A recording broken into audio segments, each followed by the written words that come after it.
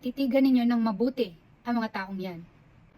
Sila lang naman ang iilan sa mga taong naghihirap, lumalaban, kumakayod, makakain lang ng 3 beses sa isang araw.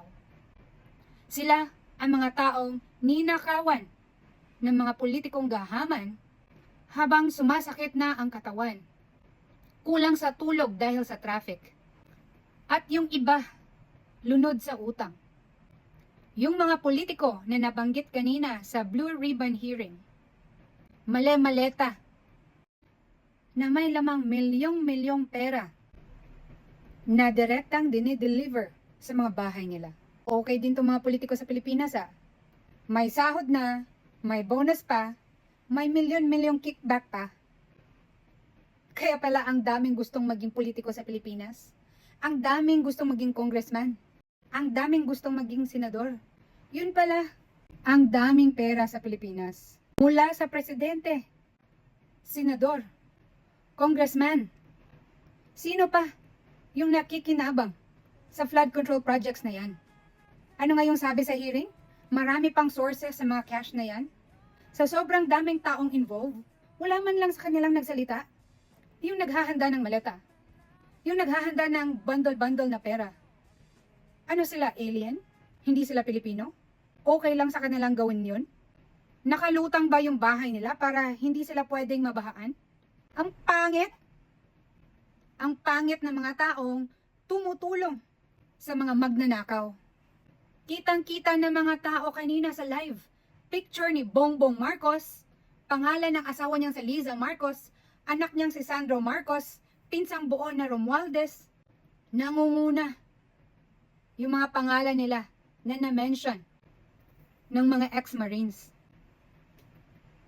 At isang senador involved sa human trafficking, namimili ng babae. Kung hindi nyo pa ika-cancel yung isumbong mo kay Tulfo at lahat ng programa ng mga Tulfo, bulag kayo. Ayaw nyo sa kurakot, pero sinusuportahan nyo yung programa. Binoboto nyo. Anong tawag sa inyo? TANGA. Hindi naman ako na-surprise na involved si Tito Soto, si Ping Lacson, at lahat ng mga congressman na nabanggit kasi bakit ayaw nilang mag-hearing? Ang tagal nang isinawalat ni Vice President yung flood control project yan. 2026 na, 2 taon, walang nangyari. Bigyan ko kayo ng masakit na katotohanan. Ayaw nila ng digitalization sa government system kasi marami silang rason. Pero yung mga mayayamang bansa, digital na lahat, walang masyadong korupsyon. Sa Pilipinas, manual lahat. Pwede kang magdagdag bawas. Tingnan nyo, male-maleta ang dinideliver ng hindi lang kung sino mga ex-Marines. Bulletproof pa ang sinasakyan. Mas mahalaga pa ang buhay ng maleta kumpara sa mga taong nasa baha. Ano ngayon ang gagawin ng mga pulis, ng NBI, ng mga sundalo, ng armed forces? Kilala na natin kung sino yung mga kriminal na siyang nagnanakaw ng pera ng bayan. Ano ang inyong gagawin? Hindi nyo man lang naalala si Tatay Digong. Siya ang nagdurusa sa kasalanang hindi niya ginawa. Mahiya naman kayo, men in uniform.